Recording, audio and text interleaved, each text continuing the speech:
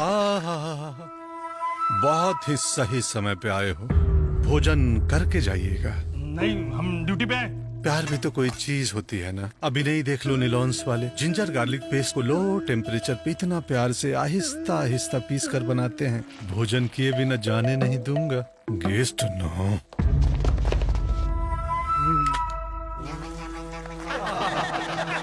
Test को करो प्यार से अरेस्ट। निलॉन्स का जिंजर गार्लिक पेस्ट।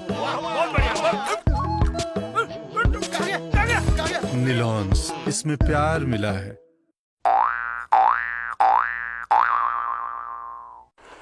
निलॉन्स चटपटा सिनेमा रिव्यू में आपका बहुत बहुत स्वागत है।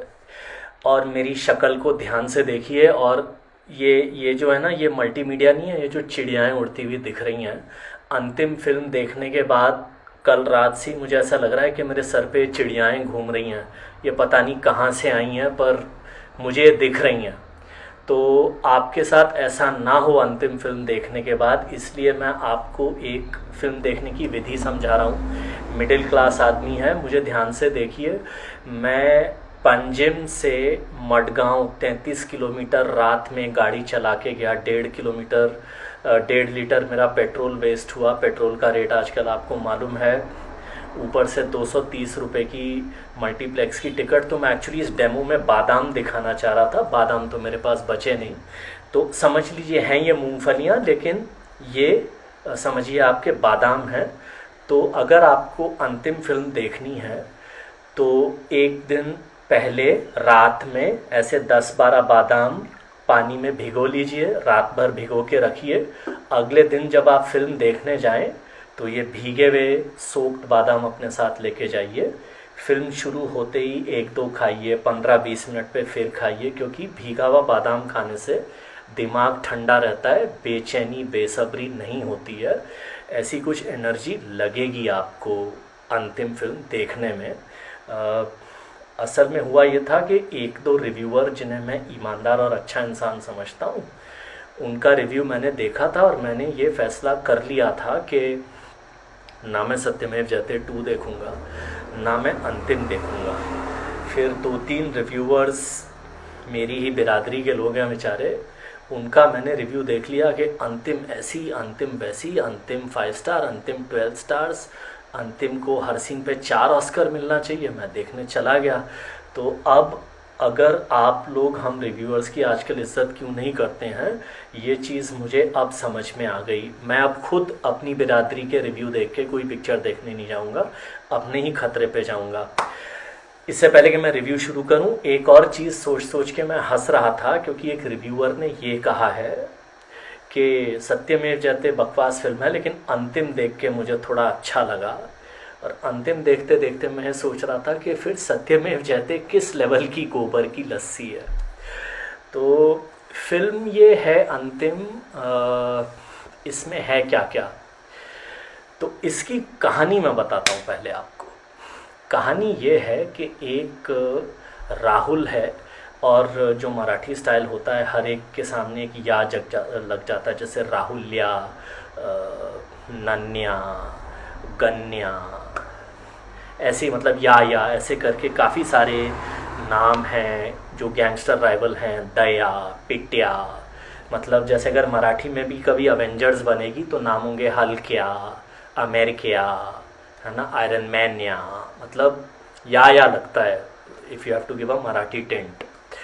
तो राहुल्या जो है वो एक सीधे साधे किसान का बेटा है, जिसकी ज़मीन एक लालची ज़मींदार ने हड़प ली है, और वो पूना आ जाता है। पूना के सब्जी मार्केट में आता है, और ऐसी कहानी आपने बिल्कुल कभी नहीं सुनी होगी। मैं बता रहा हूँ, बहुत ही नई कहानी है। हिंदुस्तानी सिनेमा में पहली बार लिखी गई है कि एक आदमी गांव से शहर आता है, शहर में भी उसके गुंडे बदमाशों से झड़प होती है, फिर वो दादा बन जाता है, और दादा बनने के बाद एक दिन एंड में मर जाता है। ऐसी फिल्म आपने पहले कभी नहीं देखी होगी, ये स्टोरी आपने पहले कभी नहीं सुनी होगी। ये एकदम नई कहानी है, और इसलिए इसमें शुरुआत में थैंक यू सलीम खान भी है। मैं सोच रहा था कि सलीम खान साहब को थैंक यू क्यों बोला गया है। वो इसलिए बोला गया है कि 1973 की जंजीर में जो उन्होंने एक सीन लिखा था ना कि इंस्पेक्टर विजय जाता है, वो शेर खान से एक उसी के इलाके में लड़ता है और फिर शेर खान अपना धंधा छोड़ देता है सब कुछ और सुधरा हुआ आदमी बन जाता है। वही सीन इस फिल्म में भी है इंटरवल पे एकदम। तो सलीम खान साहब को इसलिए शायद थैंक यू बोला गया कि उन्होंने पुरानी अपनी स्क्रिप्ट निकाल के नाम बदल बदल के लिख के दे दिया कि ये भी ले जाओ, जब तुम ऐसी पहले कभी सुनी गई नई कहानी लिख रहे हो। तो होता ही है। खैर मैं वापस आता हूँ कहानी पे। कहानी इस नई कहानी जो आपने पहले कभी नहीं सुनी होगी। तो राहुल्या आता है, उसका कुछ गुंडों से झगड़ा होता है सब्जी मार्केट में, तो वहाँ पे वो किसी को मार देता है, जेल जाता है, वहाँ फिर गलती से उसके बाद किसी का मर्डर कर देता है गलती से, फिर आधे घंटे बाद किसी और का मर्डर कर देता है गलती से। जानबूझ के उसने पूरी फिल्म में एक भी मर्डर नहीं किया है। लगभग सारे मर्डर गलती से हुए हैं राहुल्या से। और इसमें और क्या है इस फिल्म में, हाँ तो एक सरदार जी के रोल में सलमान खान है। और सलमान खान को किसी ने कहा कि अच्छी एक्टिंग होती है अगर आप 20 वर्ड का डायलॉग मतलब 20 वर्ड का डायलॉग अगर आप 15 सेकेंड 20 सेकेंड इवन 40 सेकेंड में अगर बोलो तो वो अच्छा होता है। तो हम सिर्फ तमाशा देखेंगे, ऐसे मतलब ऐसे उन्होंने डायलॉग बोले हैं। और ये भी एक बता दूं कि जिस सिनेमा में मैं देख रहा था तो भाई के फैंस आए थे 40 50 60 80 नई उम्र के लड़के। तो जब फ़ैन ऐसे जोश में आते हैं तो पहले आधे घंटे सलमान खान उठ रहा है तो वाह, सलमान खान बैठ रहा है तो वाह, लेकिन 30 मिनट बाद उन बेचारों की भी बैटरी डाउन हो गई। अचानक से मुझे ध्यान में आया कि बेचारे जो आ चिल्ला रहे थे ये भी चुप हो गए, क्या हुआ। इतनी स्लो मोशन फिल्म है। अच्छा, इसमें और एक चीज़ मुझे लगता है कि हैं तो सब घर के ही लोग, राइट। कहानी लिखवा ली पापा से। महेश मांजरेकर को आजकल पैसे कौन देता होगा डायरेक्शन के, वो शायद लंच अलाउंस पे उन्होंने डायरेक्ट कर दिया होगा। जीजा जी एक हीरो हैं, साले जी एक हीरो हैं, बाकी सब दोस्त यार बंधु टाइप स्टार कास्ट है। तो खर्चा इस फिल्म में हुआ है बैकग्राउंड म्यूज़िक पे। एक रवि बसरूर हैं, उनको इन लोगों ने पकड़ा कि भाई बीजीएम हमें चाहिए, क्योंकि हमने सूर्यवंशी का सुना, असुरन का सुना, और साउथ इंडियन फिल्मों के बीजीएम बड़े अच्छे होते हैं। और आजकल नया ट्रेंड ये है, हमने ये माना है बॉलीवुड वालों ने, कि जिस फिल्म का बीजीएम अच्छा वही फिल्म सुपर हिट होगी। तो बोलो बीजीएम का कितना पैसा लोगे हो। तो रवि बसरूर साहब ने हो सकता है कहा कि सर 5 करोड़ दो, अच्छा सा बीजीएम बनाऊंगा। तो सलमान खान ने कहा होगा कि 5 करोड़ तो मैंने अरबाज और सोहेल को मिला के पिछली 6 फिल्मों में नहीं दिया, भाई तुम्हें कैसे दे दूं 5 करोड़। तो फिर रवि बसरूर ने कहा कि मेरे पास एक 15 सेकंड वाला पैकेज भी है 1-1.5 करोड़ का। तो सलमान खान ने कहा कि ये तो मेरी पिछली 3-4 फिल्मों से भी ज़्यादा पैसे, हीरोइनों के से भी ज़्यादा पैसे मांग रहा है, लेकिन चलो इसे दे देते हैं। तो 15 सेकंड का उन्होंने क्लिप दे दिया रवि बसरूर साहब ने। वो कुछ म्यूज़िक है, वाह वाह वाह वाह वाह वाह वाह वाह, ऐसा कुछ वो म्यूज़िक है। तो अब क्योंकि शायद सलमान खान साहब को और डायरेक्टर साहब को लगा कि बीजीएम का सबसे ज़्यादा पैसा गया है पूरी फिल्म की प्रोडक्शन वैल्यू में, इसके अलावा जो ज़्यादा खर्चा गया है वो जो आयुष शर्मा को काजल लगा दिया ना, उनसे बार बार कहा आँखें ऐसे कर ले, यही होती है एक्टिंग। 4 लगभग, इस पे मैं बाद में आऊँगा, एक्टिंग्स पे मैं बाद में आऊँगा। तो जैसे ही डायरेक्टर को कुछ समझ में नहीं आता, एक तो लोग स्लो मोशन में चलने लगते हैं, वाह वाह वाह वाह वाह वाह वाह वाह, यही पिक्चर है। और डायलॉग वो ऐसे हैं कि जैसे रामलीला में होता है ना कि रावण अब तेरा अंत आ गया है, फिर रावण करता है कि नहीं भगवान राम मैं तुमसे लड़ूंगा, इस टाइप की डायलॉग बाजी है, ठीक है। और सब भरे हुए हैं, जैसे मैंने कहा कभी नन्या आ जाता है, कभी मन्या आ जाता है, कभी पिट्या आ जाता है, कभी गोटिया आ जाता है, कभी चट्टिया आ जाता है। और ऐसे ये चिड़ियाएँ भी आपके दिमाग पे घूमती रहती हैं और आपको मतलब अपने ऊपर वो फ्रस्ट्रेशन कि मैं ये फिल्म देखने 33 किलोमीटर रात में ठंड में गोवा में ठिठुरता हुआ आया। और तो हाँ, अब अगला इसका पॉइंट, इसकी तारीफ हो रही है एक्टिंग। एक्टिंग अब सलमान खान का तो मैंने बता दिया कि उन्होंने जिस दिन सरदार की हटेगी सबकी, वो जो एक शरीर का विशेष क्षेत्रफल डर के मारे जब उसका विकास हो जाता है, तो वो वाला एक वर्ड उन्होंने बोला है।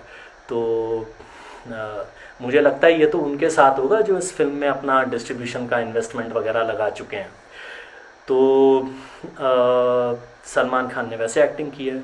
आयुष को कह दिया गया कि आँखें से बड़ी रख और तू भी थोड़ा भाई की तरह दंड बैठक पेल ले, जिसके पास डोले हैं वही एक्टर है। तो उन्होंने थोड़े बहुत डोले शोले बना लिए, तो वो ऐसे आँखों, जो भरतनाट्यम डांसरों का मुखौटा होता है ना, ऐसे हर वक्त उन्होंने पलके चढ़ा रखी हैं।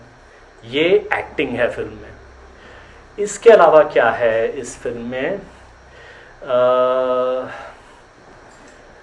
इतनी तारीफ हुई है ना, थोड़ा सोच सोच के बोल रहा हूँ। तो मंडा नाम की, हाँ मतलब हीरोइन का नाम है मंडा, होते होंगे ऐसे नाम, होते भी हैं, प्यारा सा नाम है। वो इस फिल्म में क्यों है मैं सोच रहा हूँ। मेरे को लगता है एक ये चिड़िया उसी बात की उड़ रही है मेरे दिमाग के ऊपर कि वो इस फिल्म में क्यों है। मतलब एक तो ये है कि वो डायरेक्टर ने दिखाने की कोशिश की है कि वो राहुल्या का कॉन्शियस जगाने की कोशिश करती है एक सीन में। इसके अलावा मतलब ना कुछ ग्लैमर टाइप है ना कुछ है, पर वो हीरोइन इस फिल्म में क्यों है, आप लोग भी जाके देखिए और मुझे बताइए आके कि वो इस फिल्म में क्यों थी। कम से कम कतरीना कैफ सूर्यवंशी में थी, क्यों थी वो टिप टिप बरसा पानी के बाद, कई लोगों ने मुझे समझा दिया। मंडा या वो मकवाना मैडम इस फिल्म में क्यों थी मुझे समझ में नहीं आया। और इसके अलावा जो एक और चिड़िया जो मेरे सर पे जो 7-8 उड़ रही हैं, एक मुझसे ये सवाल पूछ रही है कि लोगों ने कहा है कि ये क्लासिकल मूवी की रीमेक है, मुंशी पैटर्न या जो भी नाम है, पैटर्न है दूसरा नाम। तो क्या वो सचमुच क्लासिक फिल्म थी, एक ये भी डाउट है। मैं इसको देखने के बाद वो देखने ज़रूर जाऊँगा। इसके अलावा बस ये कि हम रिव्यूअरों पे भरोसा ना करें। अगर ट्रेलर देख के आपको शक हो रहा है, जैसे मुझे शक हुआ था कि ये सत्यमेव जयते, तो बिल्कुल क्लियर है कि वो तो ट्रेलर में जैसी है, ट्रेलर भी गोबर पिक्चर भी गोबर, सबने क्लियरली बोल दिया। अंतिम ट्रेलर में जो थोड़ी बहुत प्रॉमिस दिख रही थी, ये उससे ज़बरदस्त गोबर फिल्म है। आप भरोसा मत करिए, अपने पैसे बचाइए। ये जो सलमान खान की सुपर फॉर्म चल रही है, उसमें जो अमिताभ बच्चन का एक फेज़ आया था ना, जब वो मृत्युदाता, लाल बादशाह, पीली बेगम ऐसी पिक्चरें कर रहे थे, अमिताभ बच्चन का करियर ख़त्म नहीं हुआ था उन फिल्मों की वजह से, वो आगे और चले। हो सकता है सलमान खान भी आगे और चले, लेकिन इस फिल्म से दूर रहिए। मेरी तरह 30 किलोमीटर 35 किलोमीटर जाके तो बिल्कुल मत देखिए इस पिक्चर को। मेरी तरफ से 0 स्टार।